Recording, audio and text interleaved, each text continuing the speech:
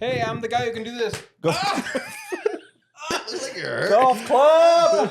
How long were you waiting to do that? I was waiting so long, and I was trying to have enough alcohol in me that I wouldn't feel it. But you it's just got kind of like started. in the movie. Oh, I was supposed to go into shock, but I didn't. It really It fucking hurts.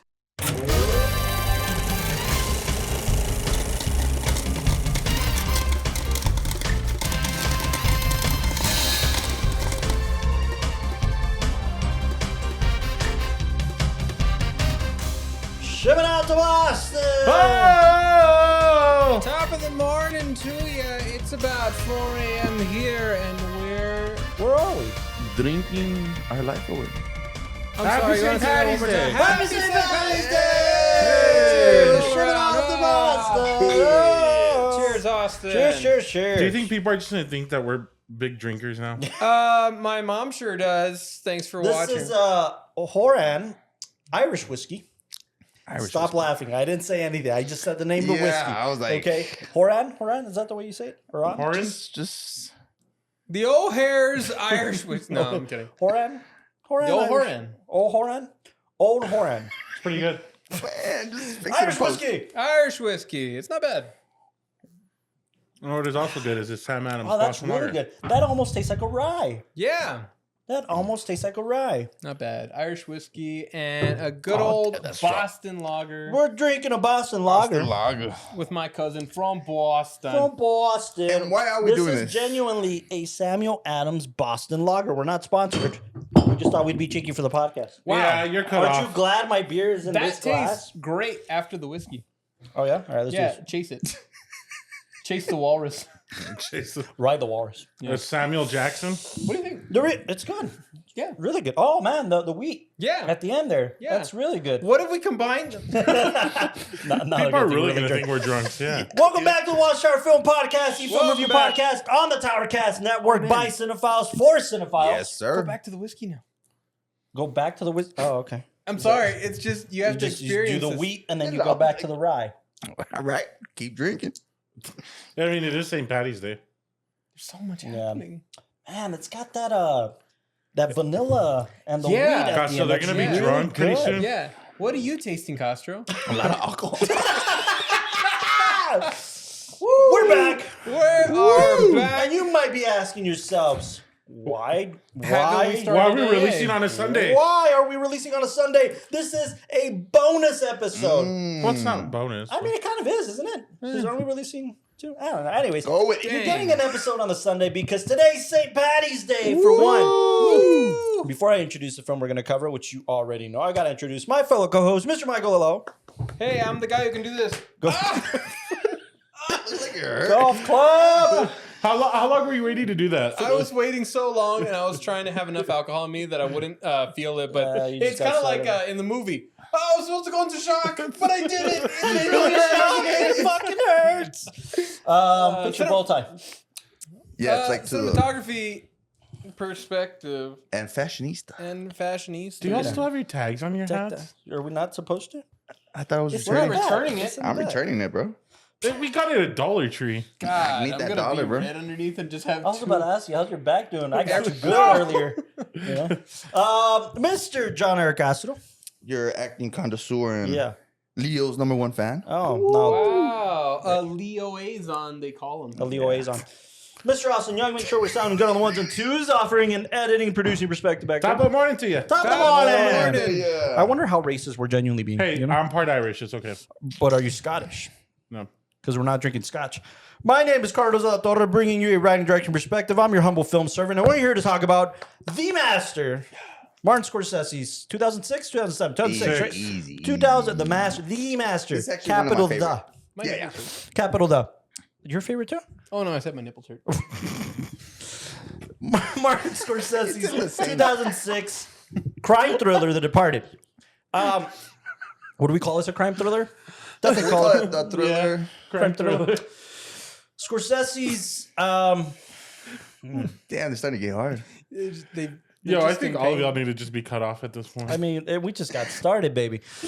We're going to talk about this juggernaut of a film with this explosive cast, best fantastic cast. script. Before we explode into this episode, If you haven't already, you should explode into our subscriber count because we want to. Let's try that again. Okay, like and subscribe. Hit the little bell. Yeah, Ding. you want some of the luck of the Irish? That's probably racist. Do it in the maybe. accent. Do it in the accent. That's gonna be more. Oh yeah, is that gonna be racist? No.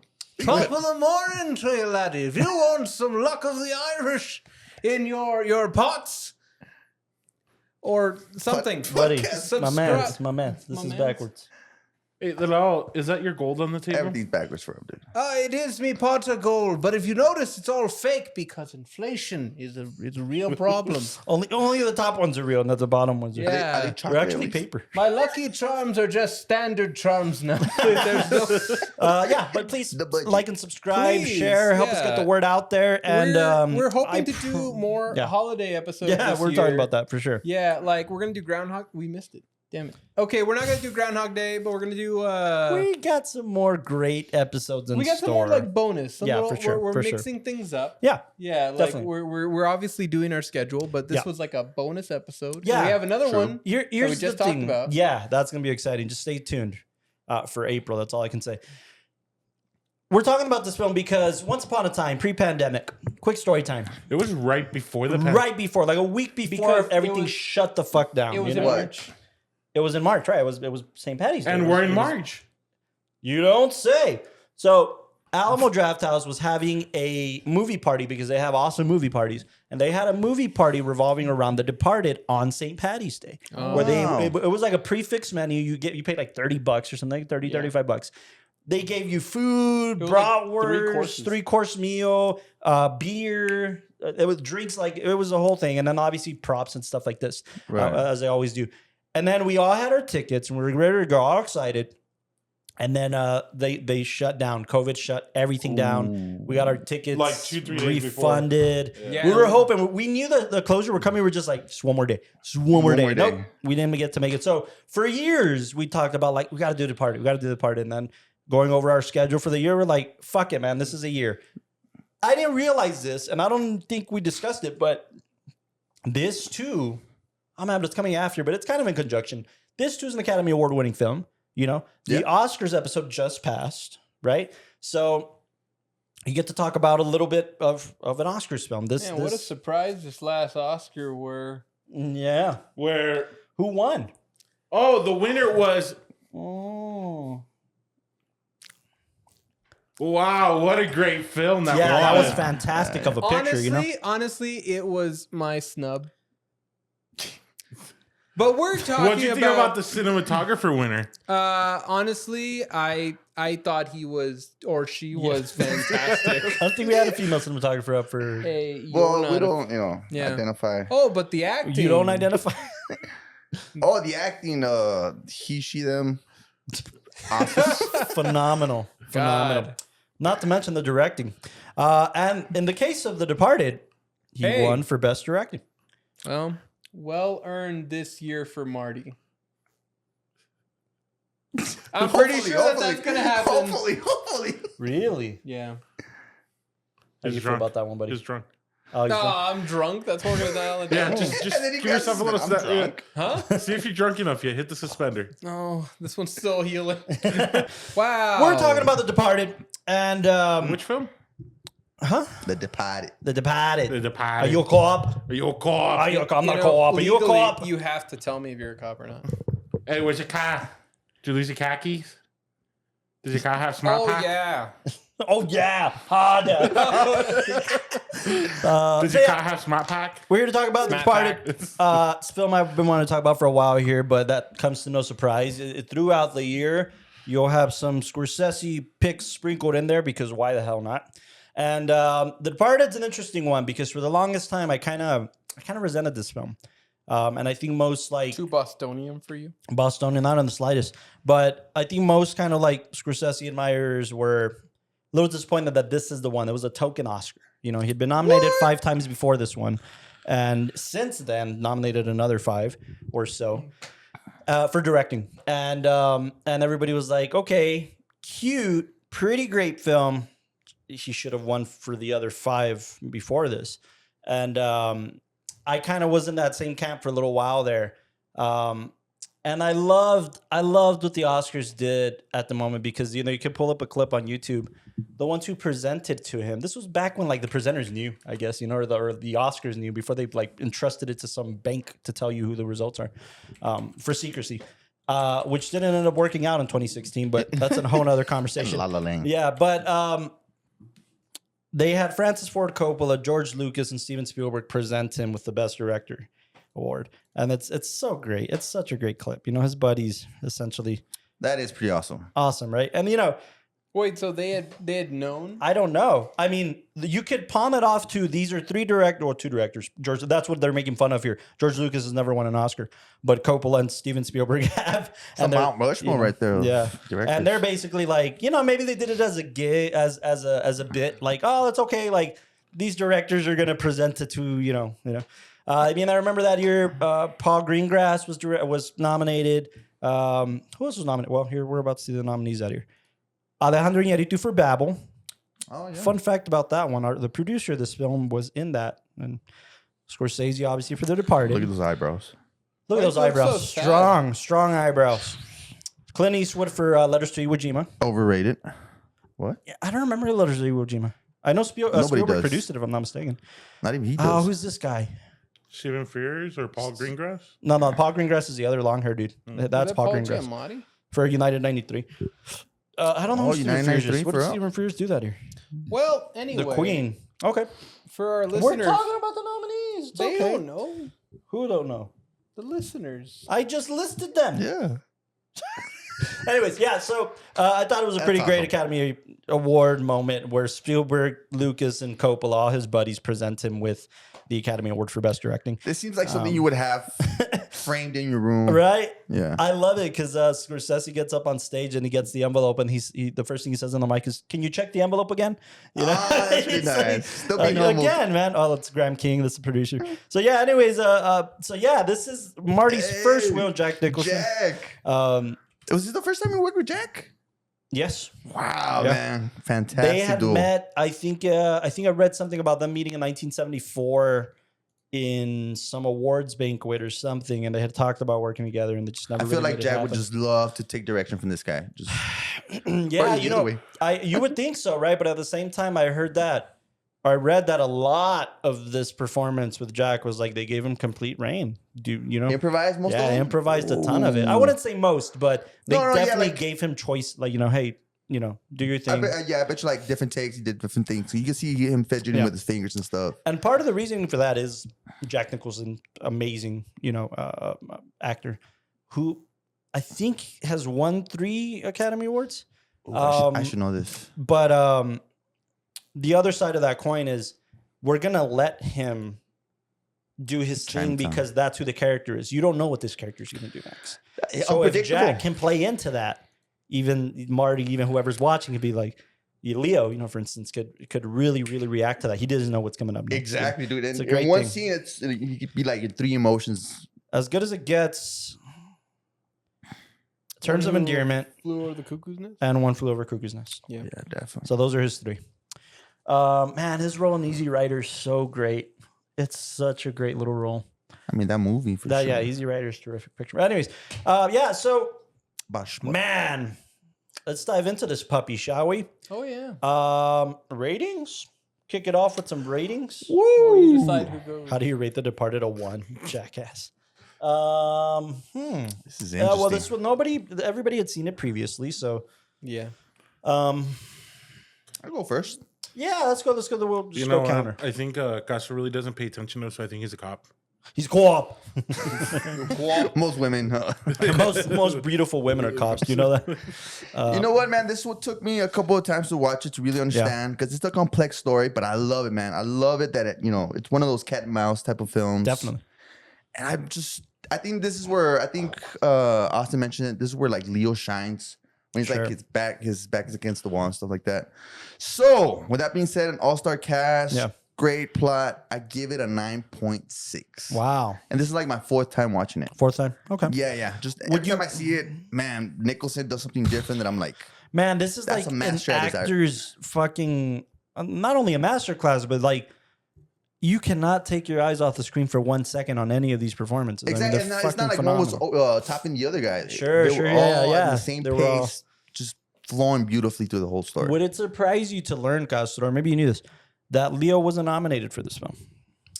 And that was a completely political decision on Warner Brothers' part. For supporting? For nothing. So I'll tell this really quick. Essentially, Leo was up for another film called Blood Diamond. Blood Whoa, Diamond. same year? Same year.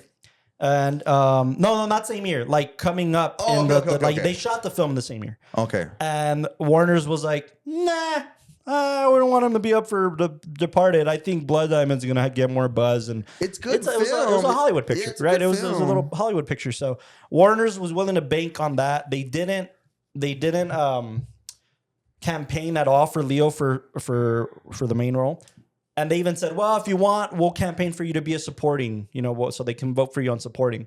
And he said, no, because I know my co-stars are going to be nominated and I don't want to outshine that. Oh. So if I'm not mistaken, was it Mark Wahlberg and... Would it be this guy, the guy that shot somebody? Oh, it wasn't the same year. Never mind. It was. I thought it was just shot in the same year. It's up. I think it's further up. Mark Wahlberg. No, actor in supporting role, right there. Mark Wahlberg. I thought there was another actor. I thought two of them were up for it. Yeah. Anyways, so yeah, he didn't want to outshine whoever the co-star was going to be. So Which makes sense. he opted for that. So this film has 5 nominations and 4 wins. Best Picture for Graham King is a producer, and Scorsese was also a producer on this. Yeah. Directing for Scorsese, writing adapted for William Monahan, which I don't want to talk about that guy. What? Interesting character. Film editing for the great Thelma Schoonmaker, and actor in a supporting role for Mark Wahlberg. Which one didn't it get? Actor in a supporting role for Mark Wahlberg. Yeah, everything else won, if I'm not mistaken. Wow. So I mean, do you think? I mean, Mark Wahlberg was a good character. great character. Cussed a lot. But do you think he was a good supporting? Like, I guess in that year, I don't know if that year, It baffles me. because it was still Mark Wahlberg. Well, it baffles Marky me Mark. why Jack Nicholson didn't get a nod. That is insanity. It baffles me. That I peg it to this. I pisses me peg it off. to Jack Nicholson being the type of guy that just doesn't want the buzz. He already won he's 3. already, yeah. I don't think. But he so. attended. Yeah, I think he attended as a presenter, but I think he did it more for Marty than anything. I don't peg. I don't know this for sure. By the way, I didn't read up on this, but I don't think Jack, because you have to submit, right? Like, he has to submit, or does the director or Typically, his it's the peers? studio. Typically, it's the Okay. producers in the studio. But Jack Nicholson has enough star power to go to Warner's and be like, nah, I don't want it. Just don't try it. You think so? Oh, absolutely, man. Jack Nicholson, especially that. Then You think he doesn't want to go up there and give another speech and No, kind I I of feel think he's like over it. also, what's it I called? start snapping up? Yeah, and like you said, like at a certain point in time, like you've done your roles, you've gotten your recognition, Yeah. and like seeing people like Matt Damon or Mark Wahlberg, it's like Let those if they kids, can if they can kind of come up and they Like can the veteran teaching like the young guns. Yeah, like, yeah, exactly. you guys What- deserve it. What's interesting about that is like the previous films that Jack Nicholson had done prior to The Departed, in the past 3-4 years, anger management. we're all comedies. We're all comedies or rom-coms. Yeah, about what's the name? Spot Schmidt. About Schmidt. Well, that came later, I think. But we're talking about anger management. Oh yeah, you're right. About Schmidt, 2002. The Pledge. He won an Academy Award for As Good as It Gets. Mars Mars Attack, Attacks, dude. You played two So guys. he was doing just like comedies. The And he was president having and- fun there, And then it came a time where he's like, okay, I don't want to fall into this too much. Let me go back to the villain role. I've been looking for something juicy. It might surprise you to know that Scorsese had chased after the great Al Pacino before he chased after Jack Nicholson for this role. Oh, what do you I think, could've seen Delo? that. Al Pacino? I could see Scarface? it. I could see it, but I feel like it would have played like too into the villain character, Right? And, Yeah. and not enough into that unpredictable character. Where's like- Nicholson from? He's like from a southern state, right? Like Texas or something. I agree with you. I don't know that it would have fit That's Pacino true, as even- a guy from because- Boston. Yeah, I was about to say that too. Yeah. But also, like you said, like he doesn't have that kind of range of like being unpredictable. He kind of North Yeah, New because- Jersey. just shouts. He's from New Jersey. Nicholson, I feel like whenever you look at any of his performances, he feels very sporadic. Like you'll see him like be like sulking in anger, Yeah. and then he'll just be erratic in his all the way movements and all that. from I mean, Milos Forman, right? All the way from Easy Rider. He's an easy writer, and he's basically a Bible salesman. I was gonna say Joker. I was gonna say yeah. Like No, yeah, he's really good at that. I feel like Pacino's very much like, oh, I am the big brooding villain type. just and yell a that- lot. He would have played him like he played the character in Heat, right? That's probably how he would have played him. Exactly. That would have been. I mean, it would have been interesting, but he had to turn it down. And Jack Nicholson was Scorsese's second pick, so boom. I he wonder. came into it. Let's go a little bit. What happened with Jack Nicholson? He retired, right? I think just stopped caring, man. What else did he do? I remember he did the bucket list, and then he just started going kind of. All the bucket list was a fun one. I'm still here. What the hell? Yeah, the Joaquin. Yeah, he was in it. He was in it. Oh, I wow. think it was like during the Lakers stuff, like when they go to the Lakers games and stuff like that. Yeah, I mean, See, look, he kind of retired. yeah, 2010. 2010 he stopped really doing it, man. All he does is go to Lakers games now. Did he also go to Yankees games, or is that Bill Murray? No, he does too. But that's the fun part about this, by the way. This is why I don't think he cares anymore. Of course, he wants to work with Scorsese. That's going to be the Yeah, thing, because right? that's in his But I'm taking it to an extreme. His character is based on an actual guy named a mobster named Whitey. That was his nickname, Whitey. The one that Johnny Depp played. Oh, it might have been in Black Mass. Black Yeah. Mass. Whitey Bulger. Whitey Bulger. Whitey Yep. Bulger. And that was a real guy, real Boston mobster. Essentially, that, born and bred in Boston, he would always wear a Red Sox cap. Always wear a Red Sox cap. And that's where our good old buddy Jack Nicholson drew the line. No, not gonna wear the Red. I'll do anything you want. I'm not gonna wear the Red Sox cap. So in the film, he wears a Yankees hat. Oh, I fucking love that. Yes. And I think it's one of those battles, right? Like Scorsese's gonna be like, fine, dude, who gives a shit? Whatever you want. But Nicholson's gonna be like, dude, what am I gonna get fired? Who gives a shit? I don't care anymore. Yeah. That's why I think he was just at that point in his career, like, whatever. Let's go all out. Let's have some fun, but I don't care. Imagine reaching that level. He You earned think it. Scorsese's at that level? Oh, absolutely. Like he's That's already why he's just making three- it just to. He's making whatever he wants because he can. That's why he makes a 3.5 hour picture. He should start making more like this. What happened? What happened? So yeah, cool. 9.6. 9.6. 9.6. We'll talk more about the Strong, cast in strong. a- I really did in like a minute here. Mr. Young put on this hat here. It got hot. Hold on. It did Yeah, get right. hot. I turned down the air. I don't know No, but with this thing. Yeah, and I'm wearing headphones too. You guys aren't. So why. why am I wearing headphones? Because I monitor. This is the first time I see you wear headphones. No, he's always wearing. He's always wearing one. What? I think because this thing's covering. I think it's because he's always wearing the baseball cap and it just blends into the hat. So I never really It's because noticed. you don't pay attention. It's because I don't matter to We him. needed to talk to you about this. Yeah. You don't You pay got- enough attention to Austin. You never make eye contact anymore. Don't matter. During sex or Both on and off the bat. Those offhanded comments, he's listening to them, dude. Yeah. Do He writes them down in his journal. Do I like any of your feelings? No, though? do you like hurting our feelings?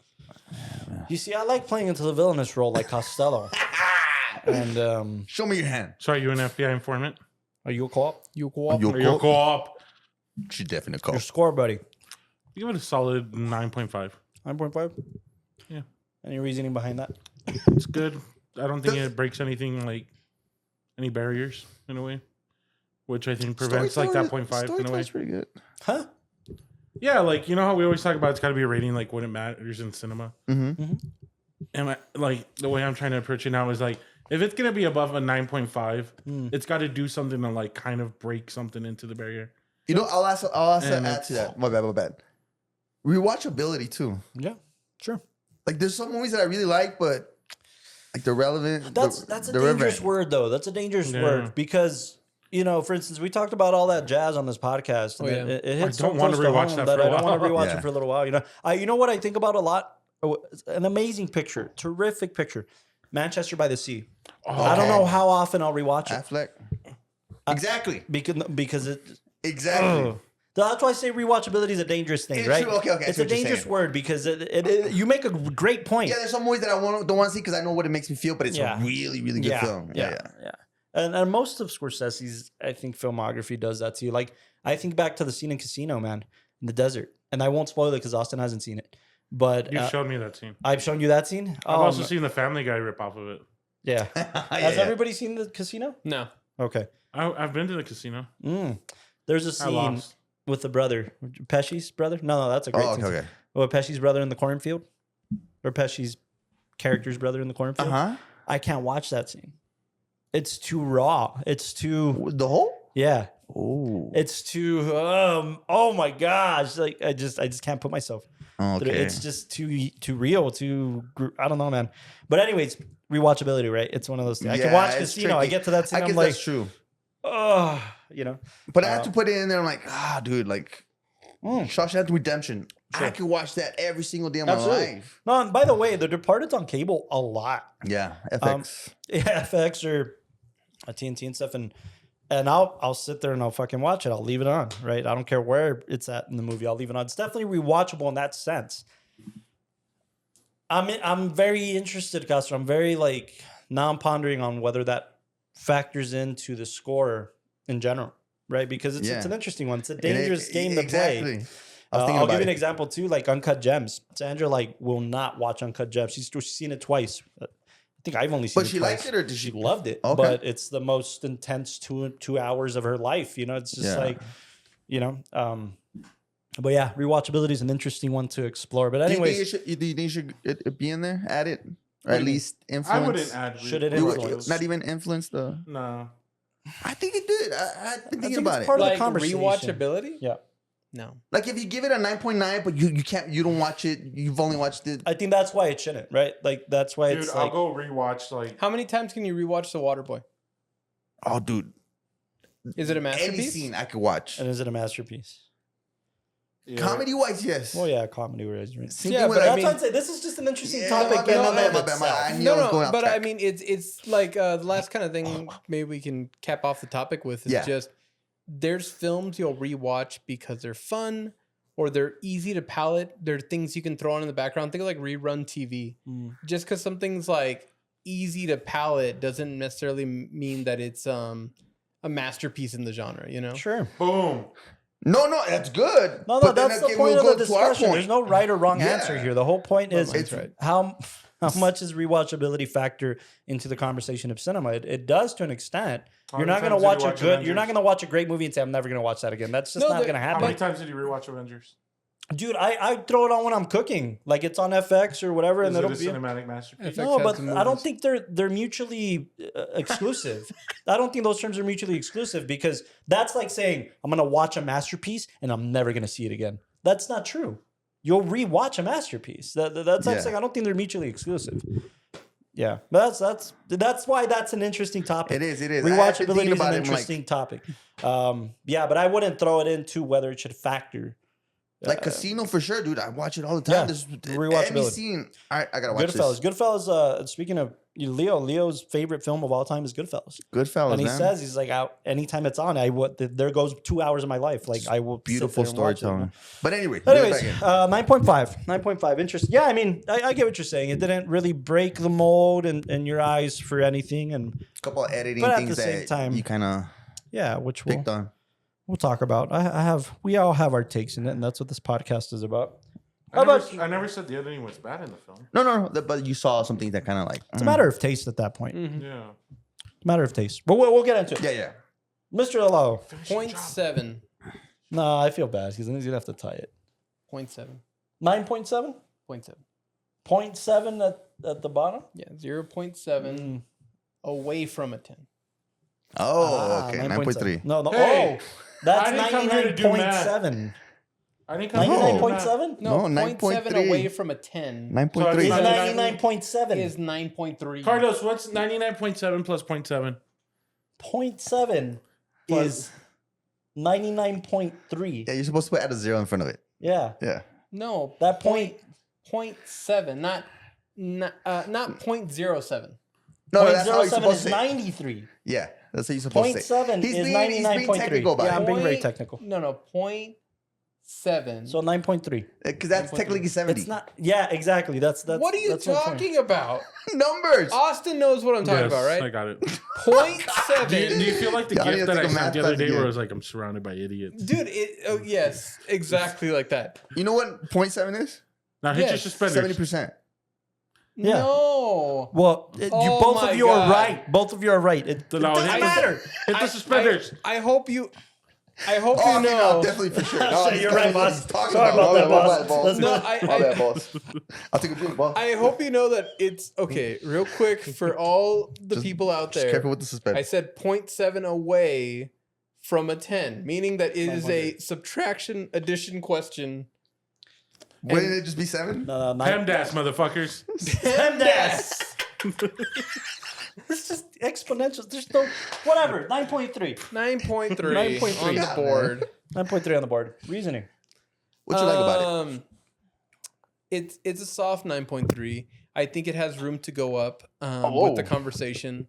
I think it's a great film. It's falls into the thriller genre, and I feel like there's more to be explored. Usually, a lot of the films we talk about that land very high on the scale. I mean, I feel like they land either more in like a drama or maybe even sensibilities like we've seen romances, but very seldomly have we seen something that's broken into like a top 10 list that's been a thriller, you know? True. And I wonder if it's because of the tropes of the thriller or if there's part of it. if there's something about it that not that it holds it back, but because it has to align a certain way. It's this one definitely is not like traditional in any way, shape, or form. It breaks so many molds of the format. Right. But I think I would need to explore to give it something higher then. But it's a 9.3 because I mean, if you were to try to make a thriller, this is the epitome of what one could be. You know, I think this definitely is at the top of a scale. Sure. And I think for Scorsese, I don't know if he's made another thriller besides this. It's an interesting kind of thing. Genre. Yeah, I mean, that's why I say great cinema transcends genre.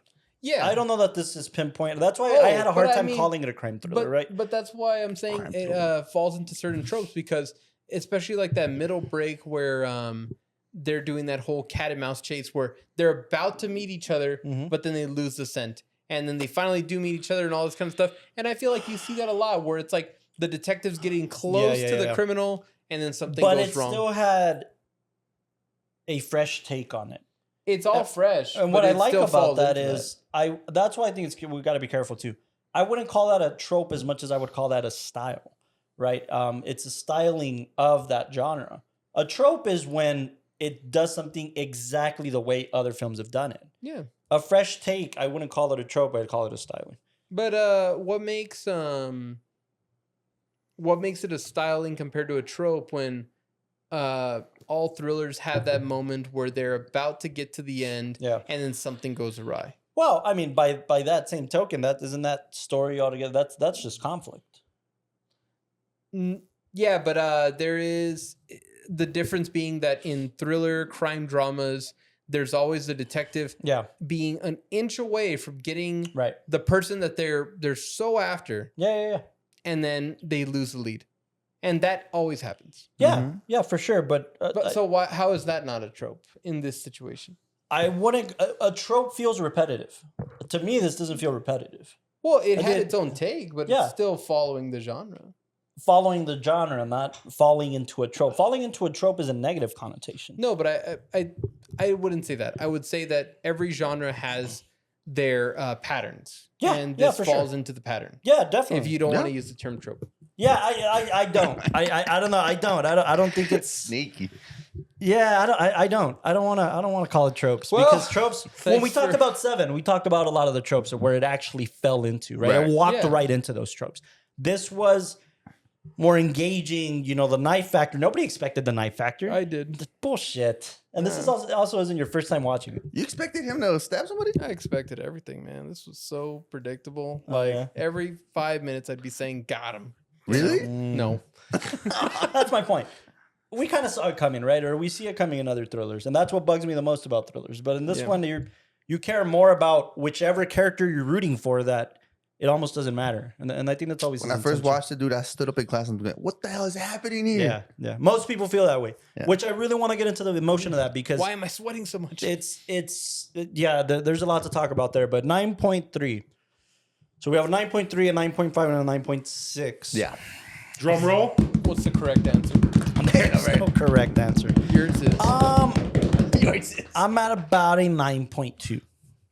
Because it falls into the tropes. Because it falls into the tropes. No, because just like anything else, when I start out with my ratings like that, I've seen Scorsese do something better. I've seen him do better. in his filmography, or at least by my taste. What's So, the step above The Departed in his filmography? Yeah, Goodfellas. good question. Goodfellas. Goodfellas? Goodfellas is the standard. And what's Goodfellas will after always be the. Goodfellas?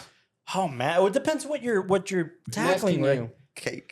you. Casino or Wolf? My tastes or Your what I taste. think No, is I'm the- thinking your taste. Oh man, Hugo. Hugo's you Hugo's guys know is second? my favorite. Hugo. I mean, look, yeah, Goodfellas is a standard. Goodfellas is his masterpiece. Hugo for me is very near and dear. Obviously, an homage to cinema. This great kind of beautiful storytelling. Aviator.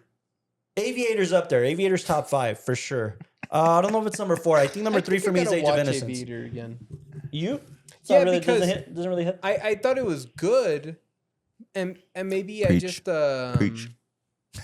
Dude, it's one of Leo's best performances ever. But is it one of Scorsese's best? Yeah, films? But but I in an thought- overall film, kind of. That's why No, I but think it's even maybe my after- 5th, right? It's not. But even after watching Aviator, I felt like Leo just felt too young in that role. Like I didn't see him very mature. And I think that really I didn't even think damaged about the, that. I thought that was the biggest hindrance of the film. yeah, Like I thought for the scale it was good, but then when he was supposed to play Older. Howard Hughes in like his like later years, like Well, he didn't go too far off into his later years. I think that was a decision, right? We're gonna cap it off before this looks ridiculous. But then you look at the comparison between Yeah. like in the court scene, right? When Uh-huh. it's Leo and all that. Performance wise, Right. he's there. But then when you look at that, like what he's trying to compare to, he feels young. Yeah, I mean, I like the That's Aviator. nitpicking. No. I mean, I like the Aviator. You're not wrong. I also, you guys know that's how I feel about Leo in that era. I think he's too young for Titanic, for instance. No. Yeah, I think he's way too young for Titanic. I didn't. He was supposed to be a Why is kid. this kid running around with this grown ass woman? Yeah. But that's how I feel. But that's how I feel about that era of Leo. Silence. Yeah. Yeah. I felt Silence. the same is a fantastic way in picture. what is it called? That movie where he meets the girl again. He what? He meets the girl again. Yeah. Huh. Butterfly effect? No, it was basically Leo. it was a big thing that he was gonna act with the same girl from Titanic again. Oh, Revolutionary Road. Revolutionary Road. Yeah, Oh, yeah, sure, okay. sure. I know he felt his age there. I think Yeah. that's where he started feeling his age. Okay. Yeah, Revolutionary Road. I think that's a Clint Eastwood picture, or maybe. I can make you happy here. I like. Oh, really dude, he like does good in Catch Me If You Can too. Yeah, Catch Me If You Can too. But Yeah, also, that was he one. too young to play Frank? You know? Also, I think was that maybe he same might era. have been You know what? That elevated one by not. Hanks. I think his performance just overtook the like I don't I care. was saying that guy was a phony. Not in the sense of what the film is trying to tell you. That dude admitted later in life, like, I faked all of it. You guys were swindled. I didn't do any of this. Wow. Yeah, dude, look it up. Arthur A typical Arnold, con man, something. dude. Just con. Yeah, man. Just like American Fiction. Ah, yeah, exactly. Mm. Avatar too. You're No, so mad. I think for this one in like this era, he still feels a bit young, but he feels at the right age Yeah. for this whole thing to happen. And then when he's like, No, this was perfect. Yeah, when he's Perfect mingling age. with like the female character, Vera Farmiga, yeah. yeah, Madeline. she you was doing? fantastic. Yeah, for sure. And I think she really added balance to the whole film. But Yeah, you could definitely see where Leo was toe to toe with everybody here. You know? Yeah, definitely. I mean, yeah, but to kind of just put that in my opinion, for most people it'll go Goodfellas, Casino. You know, for my taste, Isn't, like Goodfellas the standard though? yeah, It Goodfellas is, is the man. standard. I think in general, and in my opinion too. it's- Goodfellas and Casino. I always put them together. Yeah, Like you know how Tarantino's standard is Pulp Fiction. yeah. Yeah, and Reservoir Dogs. I always put them together. Well, that's what I was gonna say. I feel like for me, if I were gonna put two together, I'd put Goodfellas and Mean Streets. Mean Streets you're for going me is back- Mean okay. Streets for me is just kind of a little more defining. Okay. Casino's great. Same vein, It's great, same yeah, yeah. mob, same style. But anyways, for me, it's like Age of Innocence. For me, it's these Color Money. Nah, Color Money was fun. It was a lot of fun, but it's not saying much. I mean, it's kind of this passing of the torch thing with Paul Newman and Tom Cruise. It's a great picture, but I wouldn't call it like his staple or anything like that. But yeah, for me, for my taste, things like Silence, things like Wolf of Wall Street for me is up there as well. But again, that's one of those standard things, right? Wolf of Wall Street for a lot of people shoots up to the top of the list.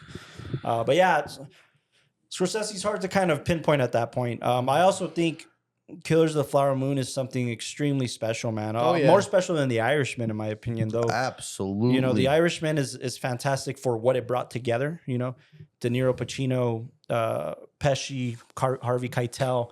But no full. not to mention Taxi Driver, right? Taxi Driver's top of the list, right? Top 5. Wow, yeah. So yeah, it's just it's an interesting kind of point. But Depends The Departed has been slowly climbing up the list the more I see it. I've probably seen this film 10 times at this point. I wish I'd kept count because I have seen this movie a lot, like from beginning to end. I remember doing papers in college about it. Oh, really? Like I remember just like exploring that, like in psychology classes and shit like that. And what'd you write about it? What was the topic? I mean, at that point, it was one of them was I do it for film class too, but like director auteur. Maybe I did it for Avant's class. Yeah, that might be interesting. I might have done that, but anyways, the psychology of it all, right? Essentially, like Vera Farmiga's character Madeline, they did a poll similar to the one they did for No Country for Old Men, right? About the psychopath. Yeah, they did a poll on psychiatrists. And basically everybody said, including the person who advised Vera in the role, like her she shadowed a particular individual. This character as a professional did everything wrong. Everything as a psychiatrist. Oh yeah, all the no-nos. Oh yeah. All the policies were gone out the window. All the no-nos. Yeah, all the no-nos. Right. I started picking that up a little more when she's like in the office, right, and she gives them the pills and she does this. Right before that, he asks, "So what? Your cops cry in here?" And she says, "Yeah, sure. Some of them cry." And then she starts listing off why. Some of them because they use their gun for the first time, or because it's like, yo, you don't tell anybody about anything that goes on here outside of, confidentiality. Shit like that. It's like, yeah, bitch, like not only are you gonna end up sleeping with this guy, but like you're breaking all the rules. I mean, she saw something in Leo, and, well, yeah, right. She saw something in Leo. Ew. Anyways, so I'm sitting at about a 9.2, only because I favor other Scorsese films, but boy, was I wrong about this film, at least initially. I think this film has a stupendous amount of merit. And, Scorsese feels like the only reason he won an Academy Award, or the reason he won an Academy Award for this one, is because he deems this as his first film with a plot. Huh. Yeah, because all of his other films throw plot out the window. And it's about character, and it's a collection of scenes of what this character goes through, right? Yeah. This directly has a plot that drives the story forward. Yeah. And that's really probably the only time Scorsese has ever really done that. With good reason, but it worked out for him, obviously. But yeah, I think there's a ton to talk about when it comes to this film. I think I was wrong. And the more I see it, the more I catch things, and the more I want to explore all of these characters and Scorsese's style and his decisions. And I will say this, all of the decisions I questioned in the past, including going plot, are decisions I can back now. Like, after analyzing this film so long, every single frame of this film is justified. Every single frame. Do you remember one that you kind of were on the fence about? Like, growing up, you're like... Was it the cuts? Yeah, I know, man. Like the cuts never bothered you? I guess not, because I had been a student of Marty's, and being a student of Marty's, this isn't the first time he uses those cuts, and it's certainly not the last time. They're very justified. But while we're on the topic, let's get into that. Let's get into the editing. Thelma Schoonmaker, this was, if I'm not mistaken, her third Oscar, maybe second. I think it was her third. She won for Raging Bull. She won for... Oh, dear God. What was the other one? Raging Bull was beautiful. Goodfellas, maybe? And then she won for this one. And I think this was the last time she won. Anyways, Thelma Schoonmaker, Scorsese's longest collaborator outside of Robbie Robertson. She's been with him since Raging Bull, actually. How many she's got? Oh, she won for Hugo. No, she didn't. Oh, she won for The Aviator. She won for The Aviator. She won for Raging Bull, and she won for The Departed. Those are her three. And she's up again for editing, and Austin seems to think that this is her year again for Killers of the Flower Moon. He has a strong case about it, actually. I agree, man. Which we talked about in our Oscars episode. Oh, yeah. I also just remembered that the Oscars will have passed on this episode. So Thelma won! Yay! I don't know. Anyways. Or lost. Or lost. Anyways, yeah, Thelma's just... I think she's phenomenal, and I think... Okay. before Scorsese started working with Thelma, he was working with George Lucas's wife. Yeah, he was. I forgot her name. Marsha Lucas. And though she was a great editor, she was starting to like. Lucas, I'm gonna work with your wife. Give me a second. She's staying It was the overtime. 70s, my man. No, but Marsha Lucas was kind of his go-to editor for a while there. And oh man, she had kind of worked on Who's That Knocking too. Forgot about that. Thelma. Anyways, Comedy. essentially, after a while, he started getting pushback from editors. Like he started getting like, no, that's not how you do it. This is how you do it. And he genuinely chose Thelma because like, I don't want somebody to be telling me what to do. I'm Right. making my At the end of choices. the day, You have yeah, to that's what be you want. sharing the vision with me. Mm-hmm. And Thelma was like, dude, whatever. Like Thelma was editing documentaries and like shit that had nothing to do with narrative, you know? So she was like, dude, I'm new to this world. I'm learning. Let's get into it. You don't think it was in his contract? Like you can't say shit. No. No. What do you mean?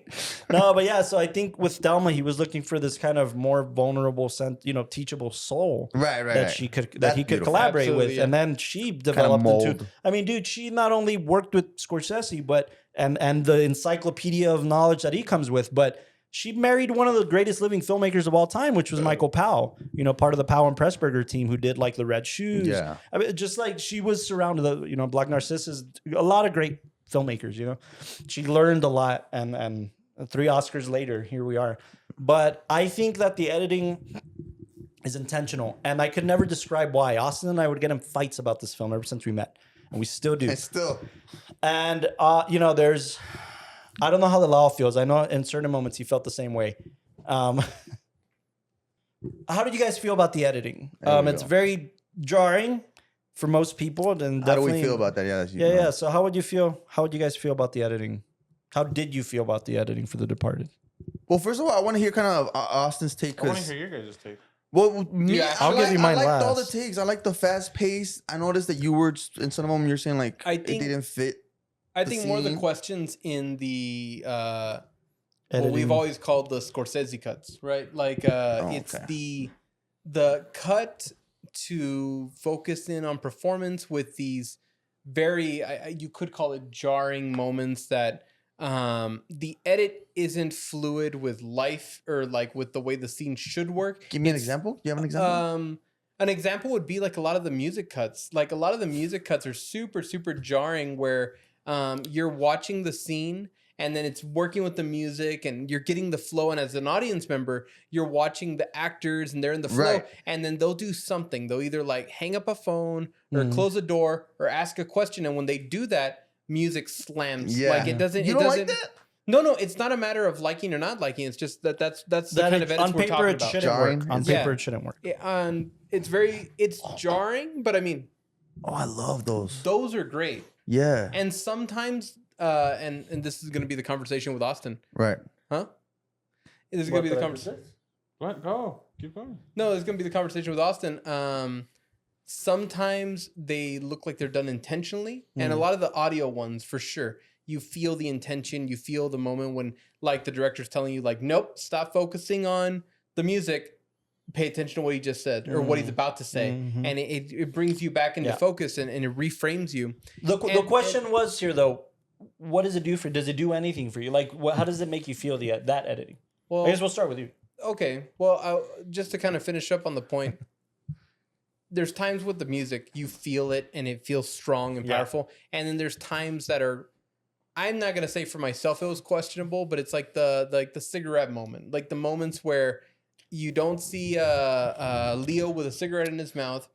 2 Yeah. seconds later, he has one that's just it's popped in there. I know Right. exactly when it caught you, which is the moment it caught me for the first 3 screenings. Always Really? threw me off. Yeah. The continuity. The question here is continuity. Continuity. Continuity is the editing question here.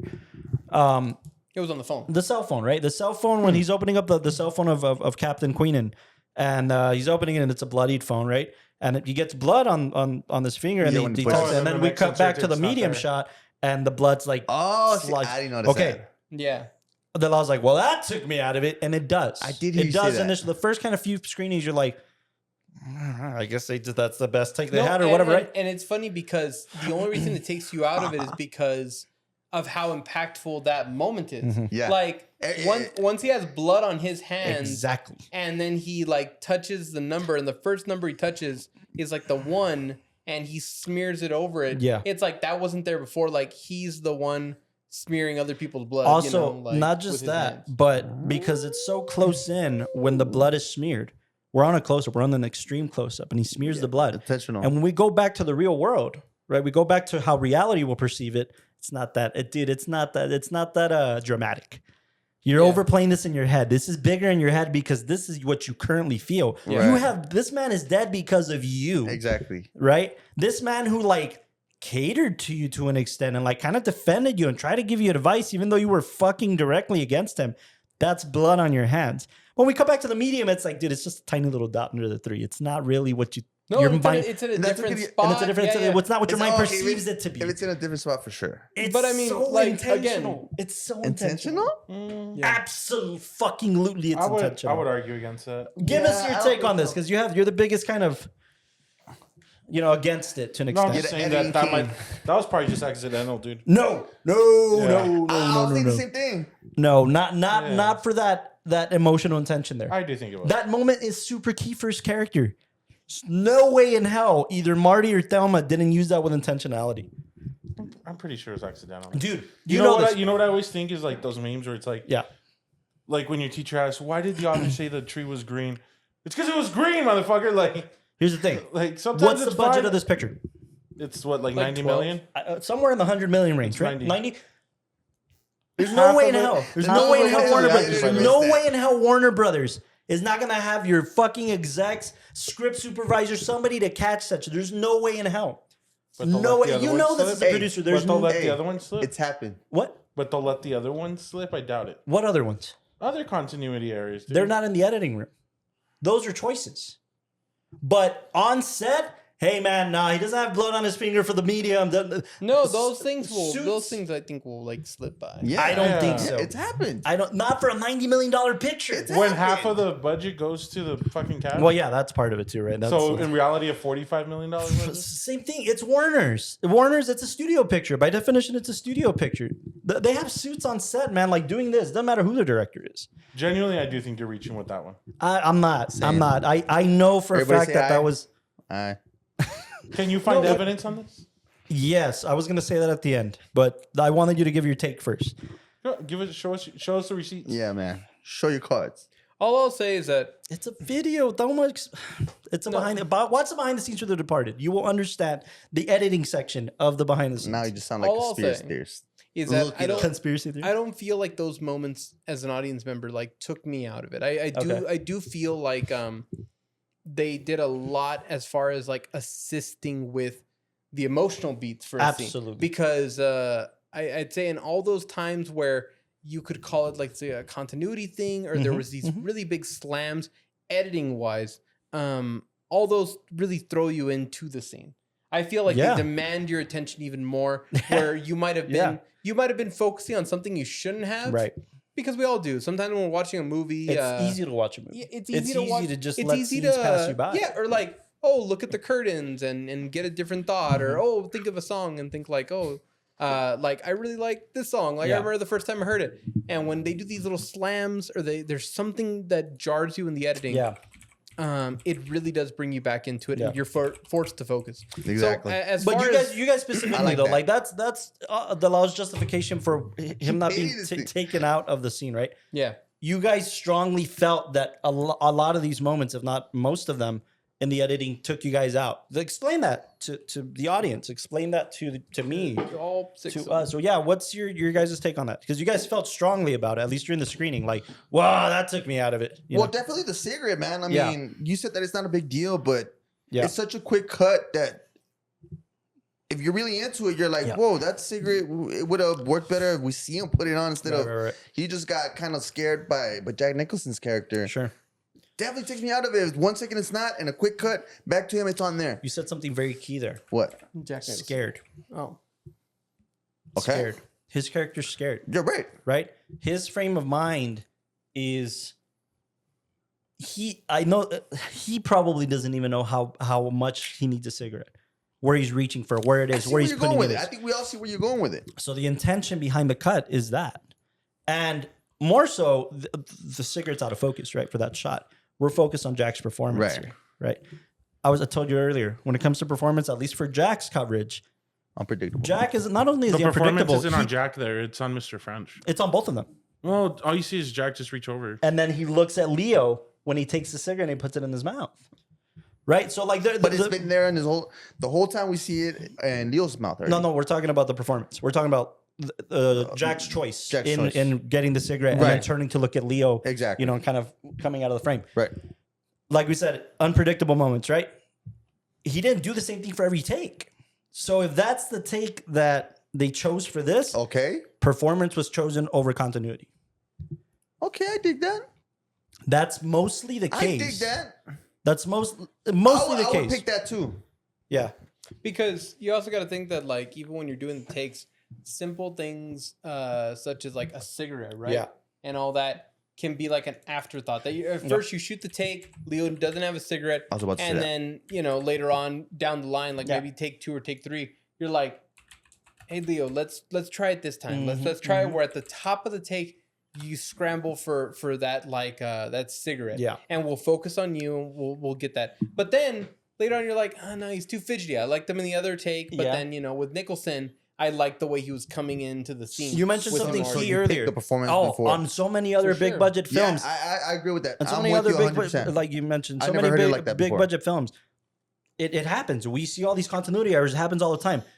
Usually, it doesn't happen when the key thing is the focus of attention in the scene, right? Oh, I like That's this. when I you're like gonna. this. That's when you're gonna pay attention to it. I like That's this, when yeah. you're like, yeah, remember, you're the punch was 3 feet away from your face, and then it came into. So you're gonna start here, and then you're gonna go here. And we're gonna do that for every take because it's gonna help with the cut. In this scenario, the emotional well-being good. or lack thereof of your character is the important part. I don't Yeah. give a fuck what you do. That's more important. The frame of mind, right? Wow. So let's pick that. But Austin, you've had very little to say about this, despite the fact that this is where you probably felt the strongest. But it still doesn't take away that. That it happened. Nobody's denying that it Yeah. happens. It's very clearly there. Yeah.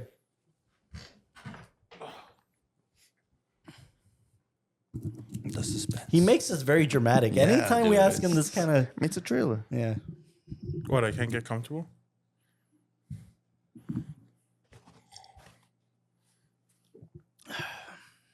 I'm just worried that this frame's off. My beer's still cold.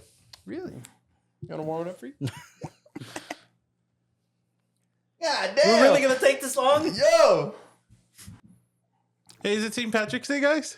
It is. Oh yeah. It's been St. Patrick's Day. Okay, I was so falling asleep, but now I'm fucking wake. After this, it's we're almost going like you had downtown. a cup of coffee. Yeah, that's a continuity error. He was sleepy in one frame, and I now know, he's man. awake in the other frame. You guys are taking it the complete wrong way. Me? The whole There's no wrong way to So take for- this. We're interpreting it differently. That's the point of cinema. We can each interpret it however we see What's my fit. interpretation? You already said He's it. about So to let talk. him say his. Well, what did I say? Go for Hey, No, it's all good. it. Go for it. my mama said that Mama- alligators mama- are mama only said- because mama they're said- dubla blancada. That's all her boobies. Because But I like them too. She the devil. The editing in this film is fantastic. It's great. The fast pace, contributing to multiple storylines. You guys are. The whole continuity error is a style thing, but there are times when I do feel like it can and can't be used. Like when there's an issue. Like yes, most of the time you want to pick performance, but we've gone through it ourselves where we're like, oh, this take was better. But when we cut to it, it's pretty fucking jarring. And there's maybe 2 cuts in this film where I found it really jarring. And they're actually pretty close to each other. One was obviously a cigarette that I pointed out. Again, not saying, oh, that's fucking terrible, that's bad, or anything like that. It's just jarring to somebody who's watching the film. It takes you out for a quick second. You're like, what the fuck? Okay. Back in that one. And then when they're, I don't know if it's a bar or restaurant, when Nicholson goes to talk to the nun or the fathers. Oh, yeah. When Leo is smoking, the take we see it. And then when we cut to the next take, he's already got like 3 or 4 fucking smoke rings already out in front of him. Oh, I do remember As that. Jack like walks up. And like to me that threw me off. I was like, what the fuck? Like that fucking came out of nowhere again. But again, if you look at the little tiny details or like stuff where stuff just shuts off, I didn't really the catch that phone, one. like it's fine when it's not jarring. Do you genuinely think that? But when it jars, it's when it's an issue. Do you Right. genuinely think, because also a part of that conversation that we were having earlier was, are we able to watch it genuinely as a audience member without, without that kind of bias technical inserted? biases, Yeah, because right? I'll say this.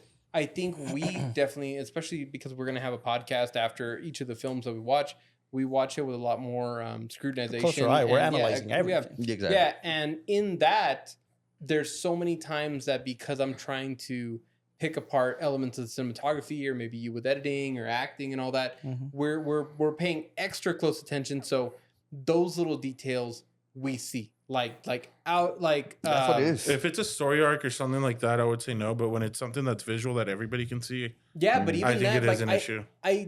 I do have the question, and I don't know the answer.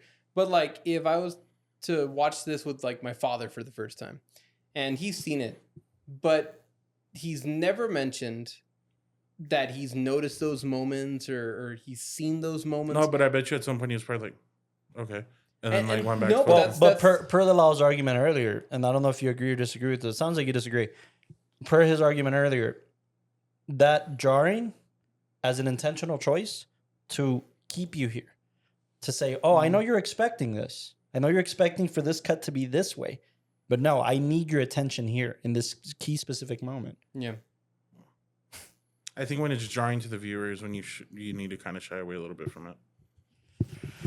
Okay.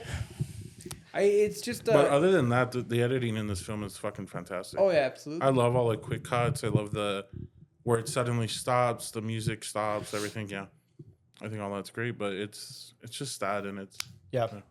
I could never really articulate it, right? I'd always argue that these Scorsese cuts, I mean, I've used them in my own film, and I think when But I've you fought you on some of them. you fought me on some of them, but we ended up going with my version of them because No, or we wouldn't meet in the middle, and because I would show you, be like, no, dude, his arm's up here. We're gonna cut to a performance, and it's fucking over here, and it's like, that's what I'm talking about. Sometimes it's okay when it's musical stuff, but when it's gonna take somebody completely out of it, that's when you have to shy away from it. I think that's such an umbrella statement. I think it's such a blanket statement to be like, constantly think about your viewer. I think that's like the number one thing you shouldn't do as a director. I genuinely think that as a director, if you're obsessed with how the audience is going to take something, you're not going to have an original vision for your picture. You're not worried about them like being able to just stay there, be able to focus on the film that's going on instead of them taking 1 to 2 seconds and be like, what the fuck was that?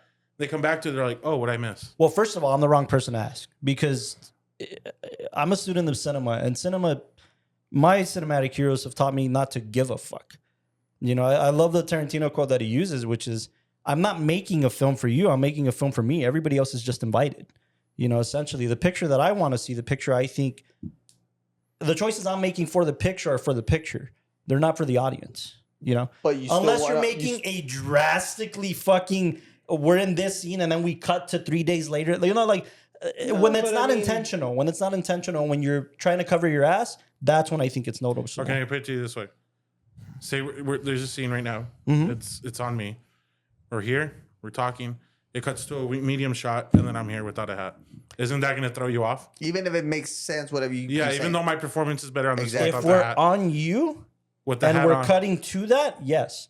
Exactly, If we're that's on the you and we point. cut to us and then we cut back, that's different. Okay, You know yes, what? but that's not what happened in this film. But it is what happened. No, because Both we examples that you pointed out, we cut to something else and then we cut back to no, those. we didn't. Yeah. We cut No. straight to. We cut We straight cut to from a the different cigarette angle. from this Yeah. perspective to the cigarette from this perspective. No, No. because we cut from Leo not having a cigarette like this. to him. To That was we in cut front of the his over face. yes, we cut to an over the shoulder and cigarette in his mouth. Exactly. You can see it. Those are unfocused. 3 different shots. No. No, Those it's are 3 two. different Where are you shots. getting a third It's shot two. from?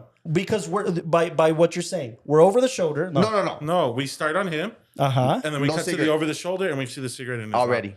mouth. I that's what I meant. I meant the shot after that. Okay. Where that's you the see sec- the that's- cigarette in that's 3 the different second shot. perspectives. Uh-huh. So Oh, the yes, first shot. to the first 2 shots that you guys are talking about, they're 2 different cuts. We're not cutting to his face and then, oh, no cigarette, boom. That's what I mean. But we It's are an 'cause intentional we cut. see it on focus with the cigarette already on. They're 2 different shots. We're cutting from 2 different perspectives. Remember, everybody interprets life differently. That's the point of a cut. Right. Whose perspective are you currently focused on, and how are they interpreting this? Everybody not only not only does everybody interpret life differently, you interpret time differently. So let me get this straight. Yeah. So we get there's three. We're saying three. Uh-huh. The first one is him without the cigarette. Yeah. Second one, we see him kind of unfocused with the cigarette on, with Jack coming into frame. Uh-huh. Explain that.